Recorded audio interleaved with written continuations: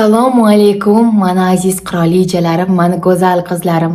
Mani doimo sadoqatli kuzatib, bir necha oylar davomida ham videolarimni kutadigan, mendan doimo nimadir yangilik kutadigan go'zal, dilbar, lobar qizlarim, barchangizga xayrli kunlar tilayman va men YouTube'ni juda ham yaxshi ko'raman. Nimaga? Chunki bu yerda sizlar bilan o'zimni energiyam, o'zimni tajribalarim, bilimlarimni yana ham kengroq formatda, yana ham chuqurroq berishga imkoniyat bor. Bugun sizlar bilan qanaqa qilib qobiliyatingizni aniqlab, o'zligingizni topish orqali birinchi zapuskaringizni, birinchi sotuvlaringizni, umuman qanaqadir sohada bo'lsa ham birinchi natijangizni qilishni gaplashamiz. Va sizlar uchun bu mavzu qanchalik aktual? Izohlarda qoldiring. Qancha vaqtdan beri qiynalyapsiz? Qancha vaqtdan beri nima qilsam ekan? O'zimni qanaqa namoyon qilsam ekan? Qanaqa qilsam nima bo'lar ekan? Qanaqa qilsam pul topar ekanman? Qanaqa qilsam sevimli kasbimni topar ekanman degan savol sizlarni qanchadan beri qiynayapti? Izohlarda qoldiring. Men esa bugun shu savollaringizga sizga javob beraman. Men yaqinda bir narsani bildimda, ba'zan biz o'zimizda bor narsalarni ko'ra olmaymiz. Masalan, qo'limiz bor, biz har kuni qo'limiz bilan qanaqadir ishlarni qilamiz. Oyog'imiz bor, Allohga shukr, oyog'imizda yuramiz, ko'zlarimiz bilan ko'ramiz, tilimiz bilan, zabonimiz bilan gapiramiz va как будто shunaqa tuyuladiki, bu narsalar hammada bor-ku. Bu narsani nima o'zgacha tarafi bor? Bu narsada o'zgachalik yo'q. Bu narsa standartniy. Bu narsa в порядке вещи, normal holatdek. Lekin aslida azizlarim, hammada ham mana shu narsa yo'q, afsuski. Va biz bor narsamizni qadrlab, maksimal darajada samarali, effektivni u narsadan foydalanishni o'rganganimizdagina bizda zo'r natijalar bo'ladi. Masalan, men rus, ingliz tillarini zo'r bilaman, da, va men 5-sinfimdan hozir masalan men 30 ga kirgan bo'lsam, 5-sinfimda necha yosh bo'laman? 11 yoshimdan beri men ingliz tilini o'rganaman. Rus bog'chaga 5 yoshimdan 5 emas, o'sha 4 yoshimdan beri borganman. Ya'ni umrim davomida bu tillar menga xuddi qo'lim va oyog'imdek tabiiy meni hamkorlarim. Men buni o'rganish uchun qanaqadir to'g'ri repetitorlarga ham borganman, lekin 1 yil, 2 yil, 6 oyda emas, men umrim davomida bu narsani odatga aylantirganman.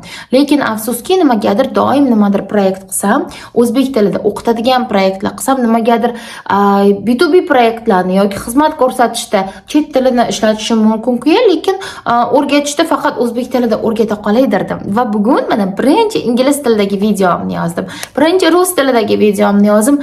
Test qilib ko'rdim. Biz ko'pincha mana shunaqa tarzda o'zimizda bor qobiliyatni ko'rishni bilmaymiz. Meni doim televideniyada ishlaganman, jurnalistika bo'lib ishlaganman, aytishardi, nutqing chiroyli, bittada chiroyli qilib yetkazib bera olasan ma'lumotlarni. Bu narsa menda bor, lekin bu narsani ham как будто bu hammada bor, bu tam особый hech narsa emas deb o'ylardim-da.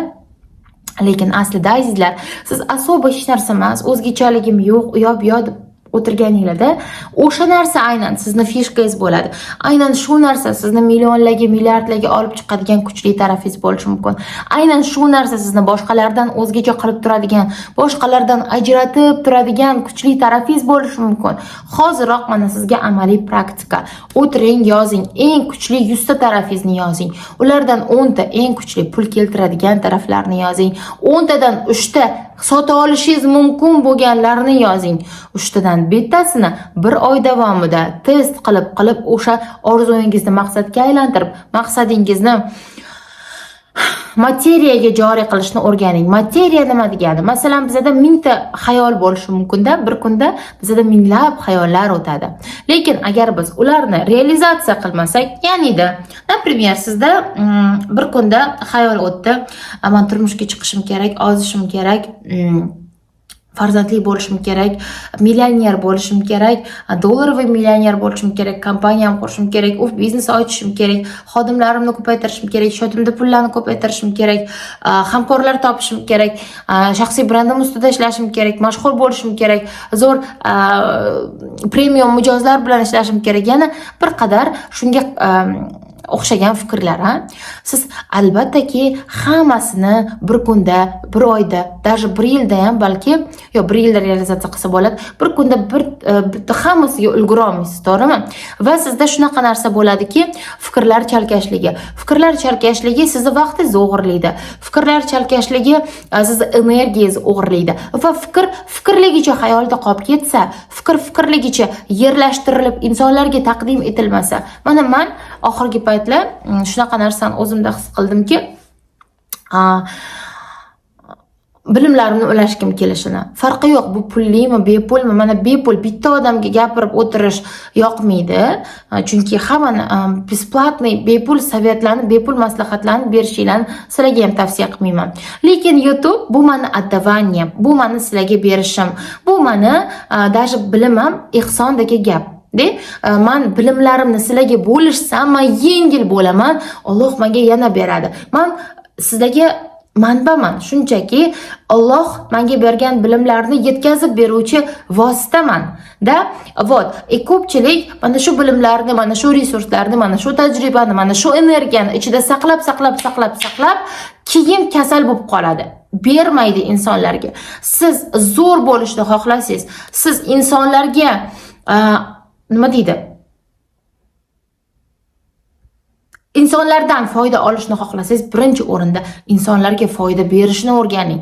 Insonlar har doim nimadir bilan qadrli bo'ladi. Siz hech qachon o'zingizni qadrsizlamang.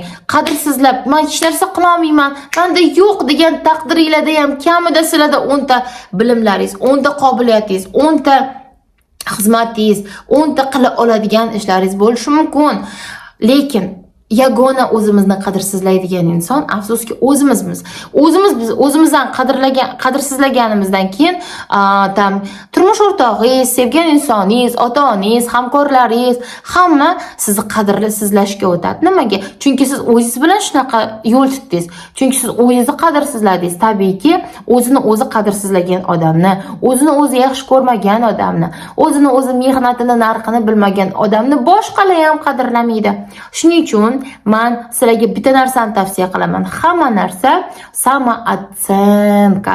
O'zingizni qadringizni bilish, samootsyenka, o'zingizni qadringizni bilish bu dunyoga bera oladigan eng kuchli taraflaringizni anglaganingizdan keyin boshlanadi.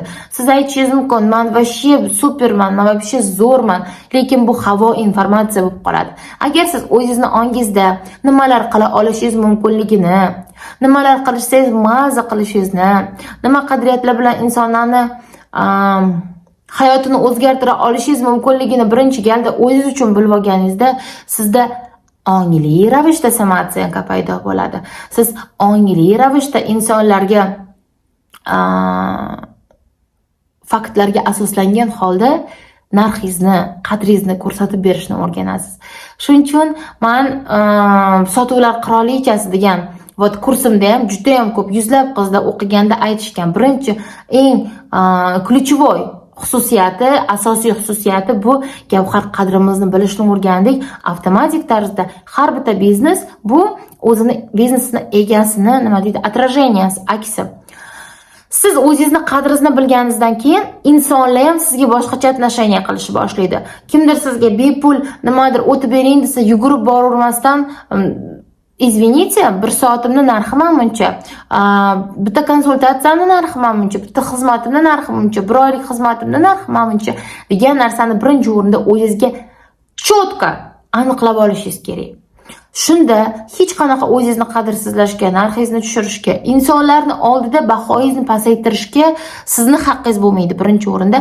Boshqa insonlar ham sizga xuddi shunaqa отношение qiladi va именно qirolichalar qanaqa yo'l tutadi? Qirolichalar hech qachon bu keyingi videoda aytaman sizlarga qanaqa qilib xotirjam qalbga ega bo'lish va shu orqali ko'plab resurslarni o'zingizga tortish haqida. Hozir qisqacha aytib o'tib ketaman. Qirolichalar hech qachon o'ziga yomonroq narsani bo'laveradi. Nima deydi? menga shu ham bo'ladi degan pozitsiyada ishlamaydi, degan pozitsiyada yashamaydi, degan pozitsiyada xayol ham surmaydi. Ularni xayoliga ham kelmaydi o'zini qadrsizlagan insonning yonida qolish, o'zini qadrsizlagan komandada ishlash, o'zini qadrsizlagan mijozlar bilan ishlash. Aynan shuning uchun men sotuvlar qirolichasi deb nomlagan kursni qo'yganman, bejizga emas. Chunki sotuv o'zingizni bu hayotga taqdim eta olish, bu hayotda insonlarga o'zingizni taqdim eta olishingiz birinchi o'rinda energiyangiz, samootsyenkangiz, o'zingizga bo'lgan ishonchingiz va ichki travmalaringiz, ichki bloklaringiz bilan qanchalik chuqur ishlaganingizga bog'liq. Shuning uchun men har biringizga xohlardimki,